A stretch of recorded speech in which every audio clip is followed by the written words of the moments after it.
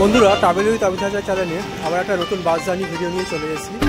তো আজ আমি বর্ধমান থেকে কাটোয়া বাস জার্নি ভিডিও দেখাবো।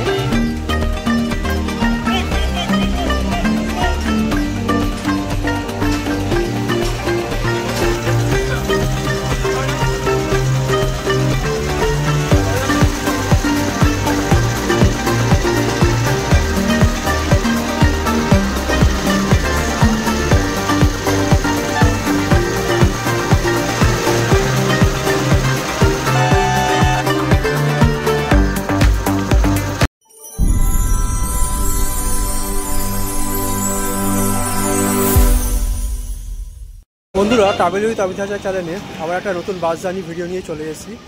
তো আজ আমি বর্ধমান থেকে কাটোয়া বাস জার্নি ভিডিও দেখাবো। তো এখন আমি চলে এসেছি নওয়াহাট বাস স্ট্যান্ডে। তো বাস স্ট্যান্ডটা একবার আপনাদের দেখাবো।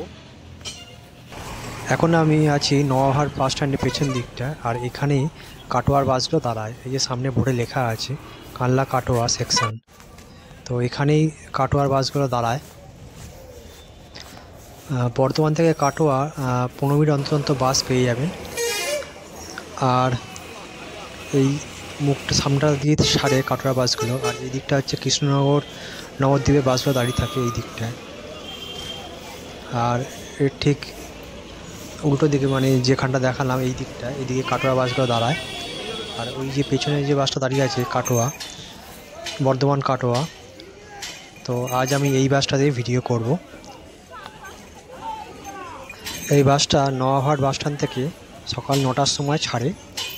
আর বাসটা সামনে লেখা আছে এক্সপ্রেস, আর সোজা যাবে কাটোয়া। যাই হোক, কিন্তু বাসটা কিন্তু প্রথমে বলে দিই লোকাল, কোনো সুপারফাস্ট বাস না। আর এই 2x2 সিট বাসের ভেতরে, যেরকম নর্মাল বাসগুলো হয় এখানকার। আর এটা হচ্ছে কেবিন ঘর। আর এইদিকে সাইডে একটা ছোট সিট আছে, কাটা সিট। আর বন্ধুরা, বাসে আমি উঠে পড়েছি, এখনও বাস ছাড়িনি। তো যখন ছাড়বে তো তখন টাইম টেবিলটা দিয়ে দেবো। আর বর্ধমান থেকে কাটোয়া যেতে কত কী সময় লাগে আর কোন কোন এলাকা দিয়ে যাচ্ছে সেগুলো আপনাদের ডিটেলস জানিয়ে দেবো।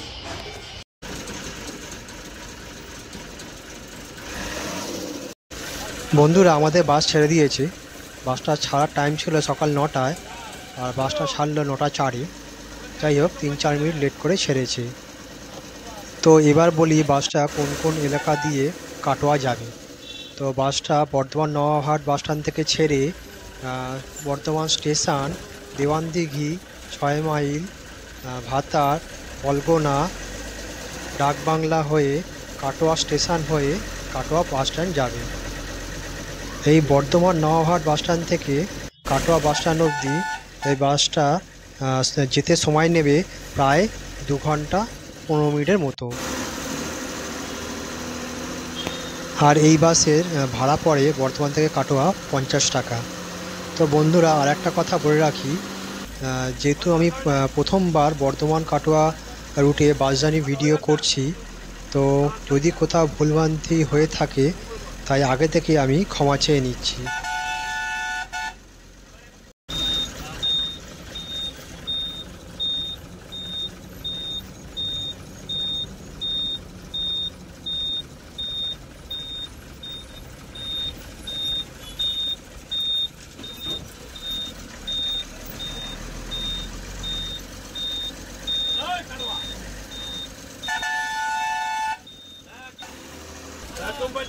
এখন আমি চলে এসেছি বর্ধমান স্টেশন বাস স্ট্যান্ডে। তো এখানে বাসটা 5 মিনিটের মতন একটা হল্ট দেবে, তারপর আবার কাটোয়ার উদ্দেশ্যে ছেড়ে বেরোবে।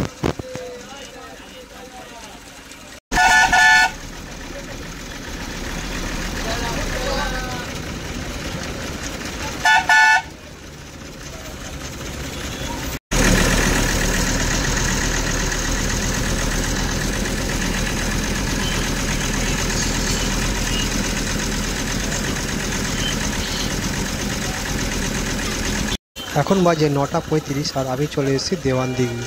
এই দেওয়ানদিঘি থেকে ডান দিকে একটা রাস্তা চলে গেছে, যেটা নবদ্বীপ কৃষ্ণনগর যাওয়া যায়, আর সোজা হচ্ছে কাটোয়া।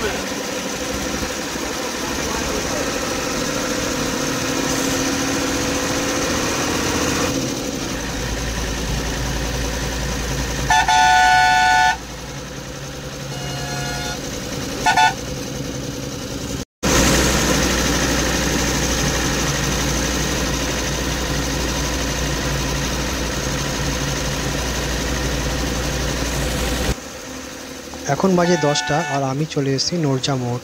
এই নরজা মোড় থেকে ডান দিকে বাঁ দিকে যে রাস্তাটা চলে গেছে সেই রাস্তা দিয়ে মঙ্গলকোট, নতুন হাট, কুলি, এমনকি রামপুরহাটও যাওয়া যায়।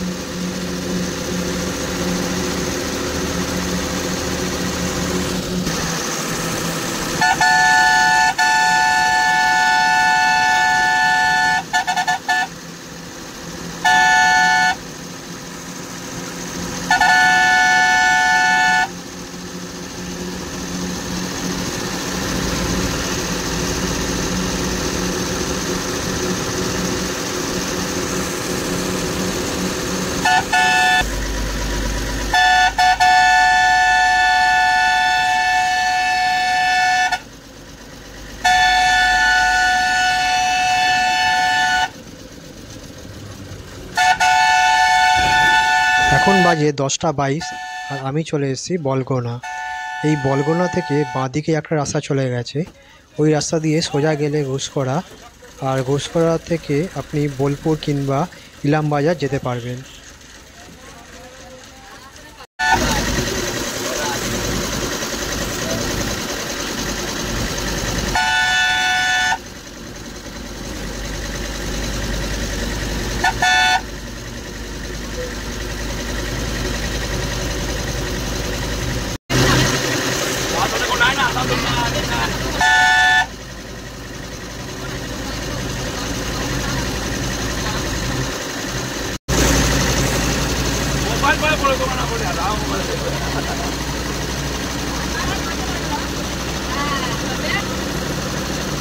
ভেতরে বলে নিতে বলবে না।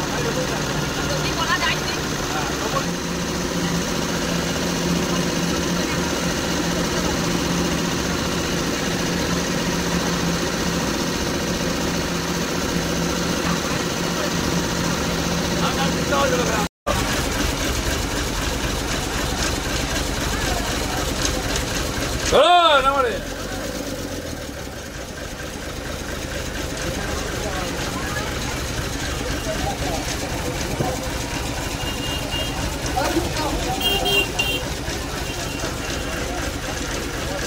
সামনে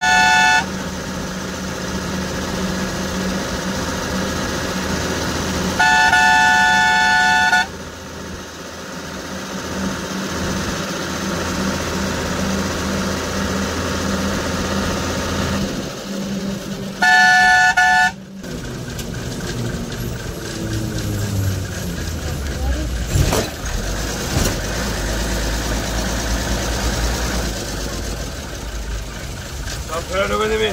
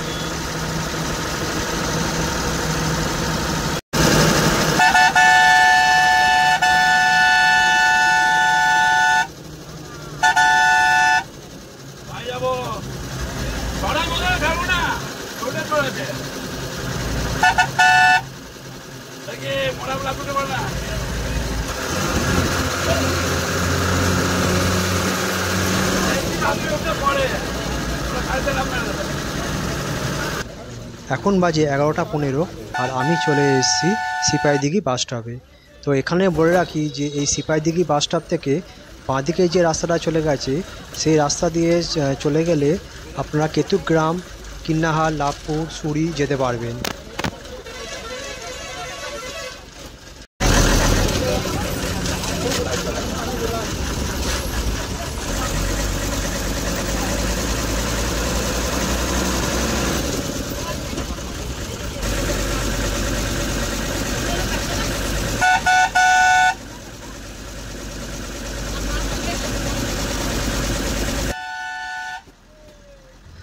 এখন বাজে 11:25 আর আমি আমার গন্তব্যস্থল কাটোয়া চলে এসেছি। তো বর্ধমান থেকে কাটোয়া আসতে আমার সময় লাগলো 2 ঘন্টা 25 মিনিট। তো আমি আগেই বলেছিলাম যে বর্ধমান থেকে কাটোয়া আসতে 2 ঘন্টা 15 মিনিট সময় লাগে, তো আমার আরও 10 মিনিট বেশি লেগেছে।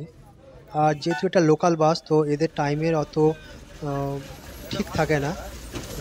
তো যাই হোক, যদি কেউ বর্ধমান থেকে কাটোয়া তাড়াতাড়ি আসতে চান, সে কোনো কাজে হোক বা কোনো কারণে হোক, তো আমি বলবো যে যেসব দূরপাল্লার বাস আছে যেমন ধরো বহরমপুর, কানলা কিংবা কৃষ্ণনগর, যারা কাটোয়া হয়ে যায় সেই সব বাসগুলোয় আপনি আসতে পারেন।